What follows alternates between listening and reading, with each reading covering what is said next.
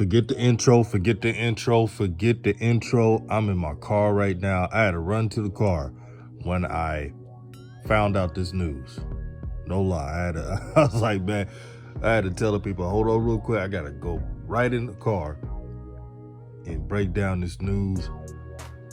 It's been reported that Jackson State has signed the number one player in the country.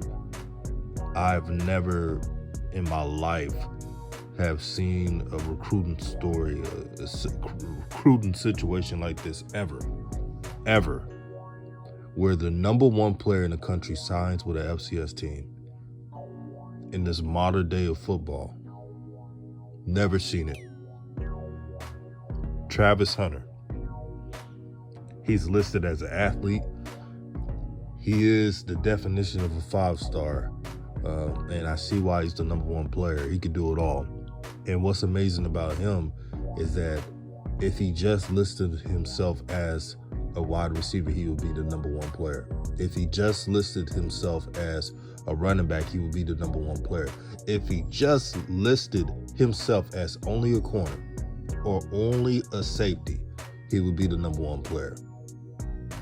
This is amazing. I know this got to be tough for Florida State, an historic program that has produced a lot of legends. But Coach Prime, he just continues to prove the shines wrong. Watch how many people will jump on the Jackson State bandwagon when this happens. When I say when, I mean when all signing day is done. When you see all the players that he's going to accumulate. Just watch. And all the people who dislike Jackson State from the beginning,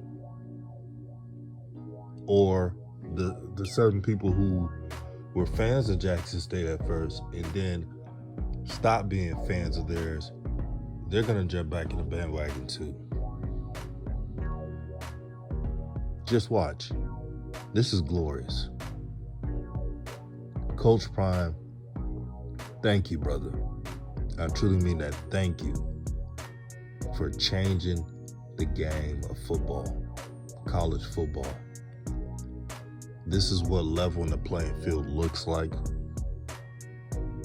And before this was announced, the signing of Travis Hunter, the SWAC was really doing a great job. All other SWAC schools were doing a great job recruiting players. You saw Grambling State get a 4-star transfer quarterback who has a lot of game.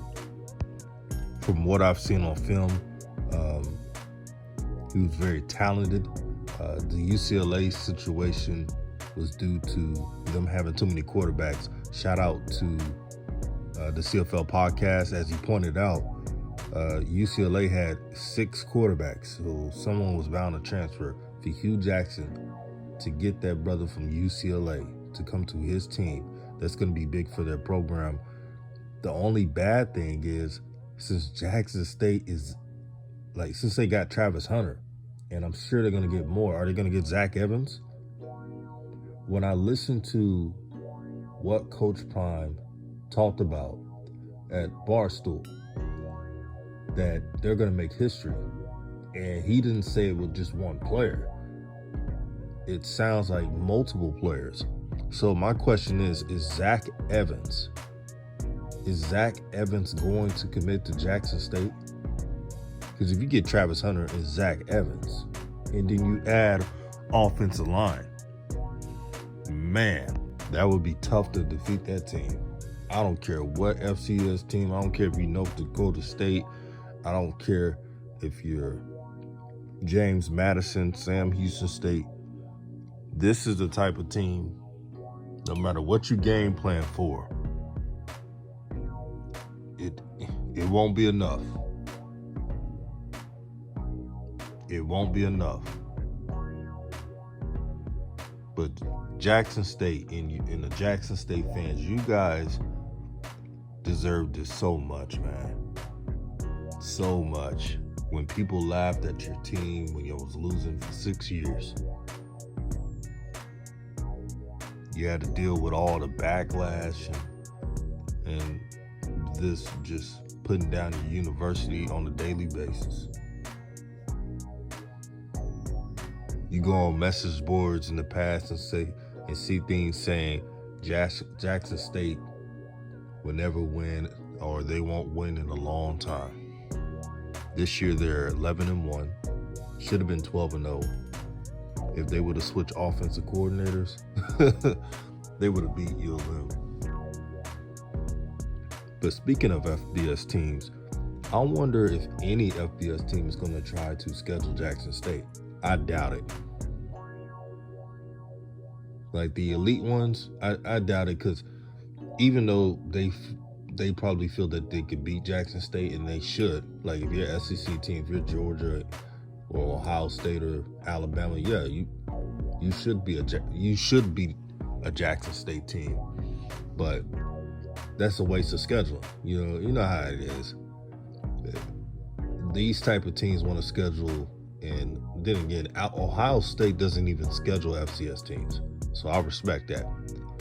But schools like Georgia, Alabama, when they schedule FCS teams, it's usually the FCS teams where they're not like juggernauts, which is smart by them.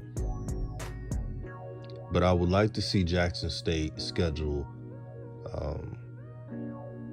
elite FCS teams in non-conference. I don't care where the game is at. Shoot, have it as a home and home, all I care. I see they have 2 open slots. The Tennessee State game is already scheduled for next year.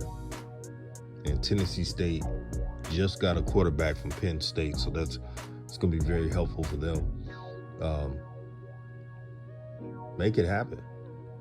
I mean, you can have a matchup with Sam Houston State in the Texan Stadium and generate money like that, and be creative with marketing. Or they could go to Fargo and play North Dakota State. They got options and 2 open slots. So it's going to be interesting what to see there. The funny part is, when I'm making this video in the car right now, I wouldn't be surprised if another big signing is underway.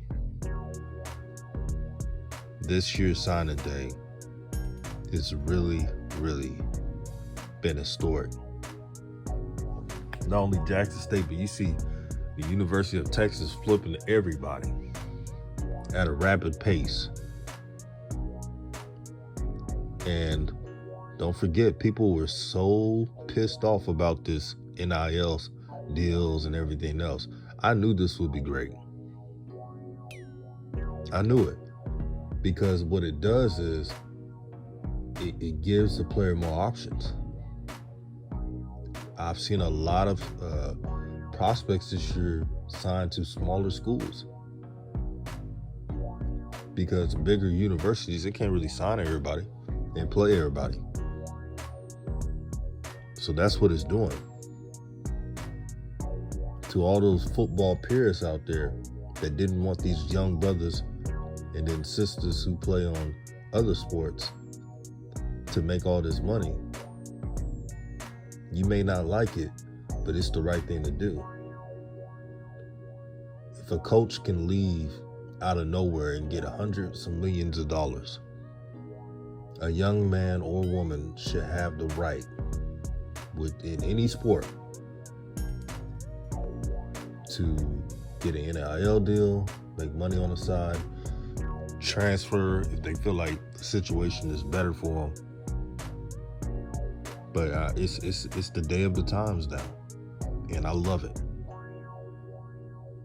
But shout out to Jackson State, man. You guys are doing the damn thing. And before I go, I want you all to find a way to give back. You could go on Google right now and see who's doing a toy drive for kids, or food drive for the needy. Something. Give back. There's a lot of folks who don't have even clothes on their back or a place to stay. So let's do our part and give back to those who really need it. Have a blessed day, everyone. You guys try to be the best people you could be, and I'm out.